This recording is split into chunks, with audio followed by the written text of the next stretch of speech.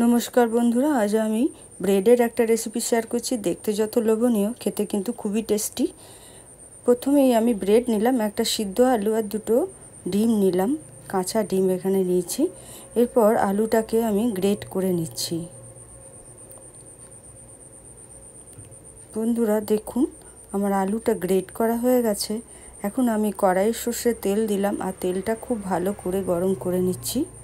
তারপর একটা বড় সাইজে পেঁয়াজ ছোট করে কুচি করে দিয়েছি আর খুব ভালো করে পেঁয়াজটাকে নেড়ে নিচ্ছি।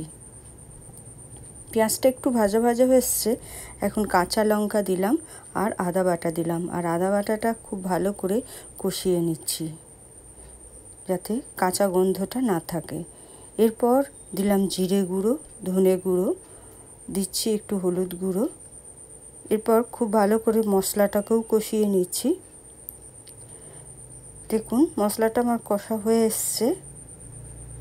এরপর আমি ওই আলুটা দিয়ে দিলাম আর আলুটাকে দিয়ে খুব ভালো করে মশলার সাথে কষিয়ে নিচ্ছি। বন্ধুরা এখানে স্বাদ মতো লবণ, মিষ্টি দিলাম, আর আমি যেহেতু কাঁচা লঙ্কা দিয়েছি তাই খুব সামান্য লঙ্কা গুঁড়ো দিলাম। দেওয়ার পর খুব ভালো করে কষিয়ে নিচ্ছি আলুটাকে। বন্ধুরা দেখুন আমার আলুটা খুব ভালো কষানো হয়ে গেছে। এখন একটু ধনেপাতা দিলাম আর ধনেপাতা দিয়ে খুব ভালো করে আরও কিছুটা কষিয়ে নিচ্ছি। আলুটা রেডি হয়ে গেছে পুরের জন্য। এবার আমি আলুটাকে তুলে নিচ্ছি। বন্ধুরা এবার আমি একটা ব্রেডের উপরে এই আলুর পুরটা খুব ভালো করে লাগিয়ে দিচ্ছি।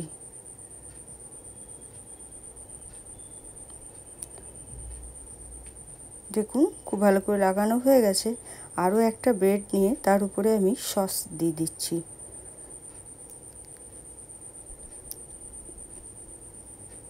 এরপর আমি দুটো ব্রেডকে একসঙ্গে করে কোনাকুনি করে আমি কেটে নেব।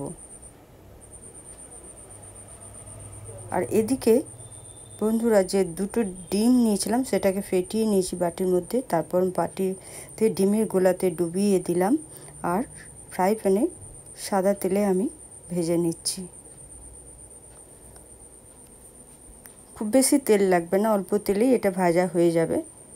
দেখুন এপিট ওপিট করে এটাকে আমি ভেজে নিচ্ছি একটু লালচে লালচে করে। দেখুন হয়ে গেছে ভাজা, এখন আমি তুলে নিচ্ছি। রেসিপিটা ভালো লাগলে লাইক, শেয়ার, কমেন্ট করতে কিন্তু ভুলবেন না।